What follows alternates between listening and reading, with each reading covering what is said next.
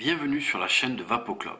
Aujourd'hui, présentation de la box CubeTi 2 de chez Kangertech. La box CubeTi 2 est une évolution de la CubeTi premier du nom, qui est une box avec à l'intérieur une sorte d'atomiseur intégré pouvant contenir jusqu'à 5 ml.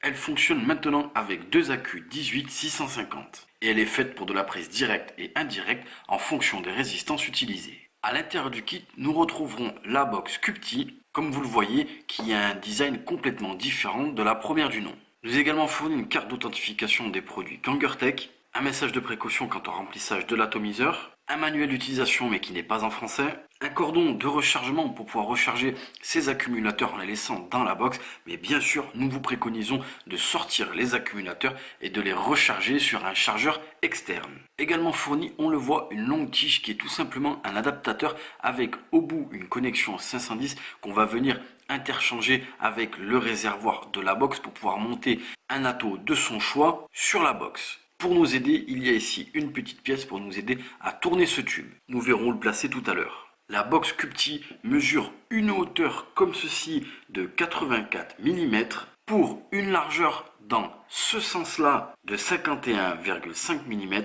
et dans ce sens-là au plus large de 42,5 mm. Elle pèse un poids de 330 grammes. Les matériaux utilisés pour cette box sont de l'aluminium. Au niveau du réservoir, nous avons ici un tank en Pyrex. Le réservoir peut embarquer jusqu'à 5 ml. Elle est capable d'envoyer entre 5 et 80 watts. Les résistances minimum acceptées par cette box sont de 0,1 et jusqu'à 2,5 ohms. Elle est munie d'un écran OLED et en termes de mode proposé, nous avons bien entendu le mode wattage, le mode contrôle de température en Ni, Ti et stainless steel et également le mode TCR. Le mode TCR est un mode de contrôle de température avec des fils différents que ceux précités où nous viendrons nous-mêmes configurer le coefficient de chauffe de notre fil résistif. Comme nous l'avons dit, elle est faite pour d'aliénation directe ou indirecte en fonction des résistances utilisées. Nous reviendrons sur les résistances compatibles ultérieurement. Comme vous l'avez compris, ici ça va être notre réservoir, on le voit au fond, il y a la résistance, on reviendra dessus juste après. Au sommet de la box, nous avons ici un drip tip que nous allons pouvoir sortir et changer pour pouvoir mettre un drip tip légèrement moins large, car c'est drip tip 510. Également, comme vous le voyez ici, nous avons des arrivées d'air au nombre de 2 de chaque côté et pour faire varier ces arrivées d'air, il nous suffira comme ceci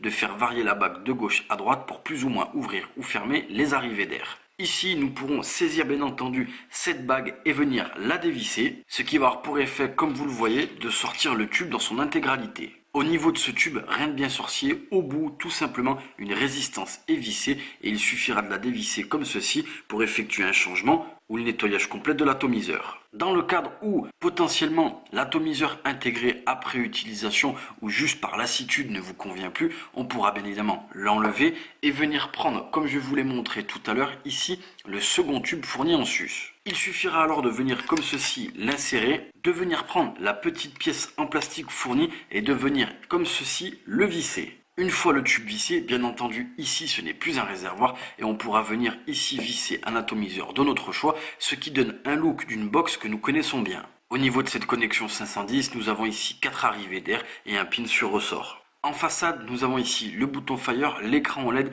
et ici un seul bouton mais avec deux appuis, un plus et un moins. En bas, nous avons ici une connexion micro USB afin de pouvoir recharger ces accumulateurs. Autour de la box ici, et on le voit de l'autre côté, au nombre de 4 x 8 trous, nous avons des trous de dégazage en cas de problème avec les accumulateurs. Sous la box, nous avons ici une petite trappe avec un morceau en plastique qu'il faudra tirer.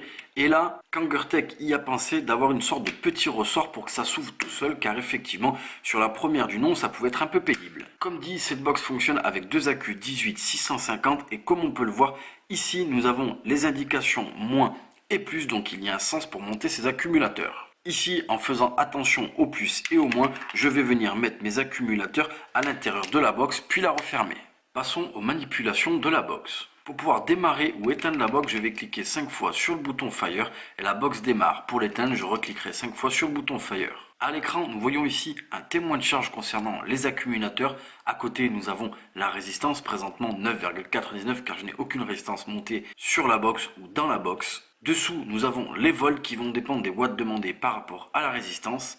Et bien entendu, ici, nous avons les watts. Je pourrais faire varier les watts par incrément de 0,1 à l'aide du bouton plus et du bouton moins. Ici, je vais pouvoir appuyer sur le bouton Fire et le bouton moins, rester appuyé quelques secondes, ce qui va avoir pour effet de locker mes boutons. Ensuite, je pourrais appuyer sur le bouton Fire et le bouton plus en même temps, ce qui aura pour effet de changer l'orientation de l'écran. Ensuite, à l'aide du bouton Fire, je vais cliquer 3 fois dessus, ce qui va me permettre, comme vous le voyez, de passer ici sur le contrôle de température en NI, TI, SS et le mode TCR. Ici, en mode NI, comme vous le voyez, je suis ici à 200 degrés Celsius. Je vais pouvoir faire varier les degrés à l'aide du bouton plus et du bouton moins. Et pour passer des degrés Celsius au degré Fahrenheit, je vais à la limite basse, je continue et automatiquement, je vais passer en degrés Fahrenheit. Là, on va descendre jusqu'à 100 et comme vous le voyez, automatiquement, je passe en degrés Fahrenheit. Ensuite, ici, en mode watt, je vais appuyer en même temps sur le bouton moins et le bouton plus. Et comme on peut le voir, si je reste appuyé, nous avons les mémoires qui commencent à s'afficher. Et c'est là où la box pêche légèrement car pour le moment, les menus M1, M2, M3, M4, M5 dans les températures contrôle, dans le mode wattage et dans le mode TCR nous servent à rien. Pourquoi? Il va falloir aller sur le site de chez Kangertech, télécharger l'application sur son PC et c'est seulement à ce moment-là qu'on pourra ici tout régler. Donc on pourra régler le mode TCR avec le coefficient de chauffe. Ici, calibrer des mémoires pour les wattages et calibrer des mémoires pour le contrôle de température. Cela peut paraître compliqué, mais ne vous inquiétez pas, tout est expliqué sur le site. Quoi qu'il en soit, et c'est là où c'est intelligent, ça nous permet quand même d'utiliser la box de manière normale. On n'a pas spécialement besoin de cette application pour qu'elle fonctionne. Pour sortir des menus mémoire, je reste appuyé sur le bouton plus et le bouton moins en même temps et je reviens au mode watt. Nous revoici donc avec la QPTI. Vous le voyez, on a monté un atomiseur personnel à l'intérieur car on voulait tester un petit peu ce que ça donnait et voir en termes de look. Et aussi pourquoi, car les résistances qui vont à l'intérieur de la QPTI 2 de chez Kangertech sont les résistances CLOCC qui ont déjà fait leurs preuves. Donc on n'avait pas envie et on n'avait pas besoin de les tester en direct. Elles ont fait leurs preuves, elles fonctionnent bien. Donc du coup, on enchaîne sur les résistances compatibles avec la QPTI 2, à savoir, je l'ai dit, les CLOCC. Donc les premières à 0,15 ohm en NI 200 pour du contrôle de température et les secondes les CLOCC à 0,5 ohm en SS pour bien entendu du wattage et du contrôle de température. Et ensuite les deux dernières, les CLOCC à 1 ohm et 1,5 ohm pour là faire de la prise indirecte, bien entendu en mode watt. Là, nous avons mis à l'intérieur le rajout qui a été fourni. Comme on le voit, ça fait une box, ma foi, qui est assez grosse. Nous sommes sur un atomiseur personnel à 0,6 ohm. Nous sommes réglés à 14 watts et on va tester ça en prise indirecte.